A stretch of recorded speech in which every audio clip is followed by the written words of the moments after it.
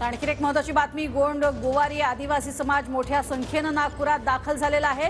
9 दिवसांपासून गोंड गोवारी आदिवासी समाजातील तरुणांचं उपोषण सुरू आहे। सरकार उपोषणाची दखल घेत नसल्याने समाज नागपुरात दाखल झालाय। आदिवासी गोवारी समाजाचा रास्ता रोकोही पाहायला मिळालाय। गोंड गोवारी समाजाला एसटी प्रवर्गाचा लाभ देण्याची मागणी या सर्व समाजातल्या तरुणांनी केलेली आहे। अधिक माहिती घेऊयात आमचे प्रतिनिधी गजानन उमाटे यांच्याकडून। गजानन, मोठ्या संख्येने गोंड गोवारी समाज जो आहे तो रस्त्यावरती उतरलाय।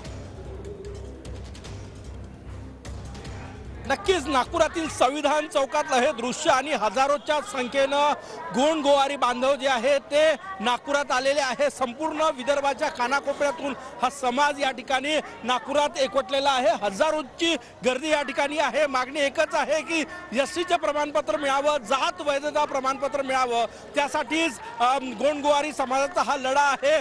गेल्या 11 दिवसांपासून गोंड गोवारी समाजाचे 3 तरुण जे आहेत ते या ठिकाणी उपोषणाला बसलेले आहे, परंतु सरकारने दखल घेतलेली नाही। त्यामुळे या तरुणांना पाठिंबा देण्यासाठी आणि आपली मागणी सरकार दरबारी प्रभावीपणे पोहोचवण्यासाठी ही हजारोच्या संख्येनं गर्दी आपण या ठिकाणी बघू शकतो। नागपुरातील संविधान चौकामध्ये हा चक्काजाम सुद्धा करण्यात आलेला आहे, रास्ता रोको करण्यात आलेला आहे, कारण की हा मुख्य रस्ता आहे।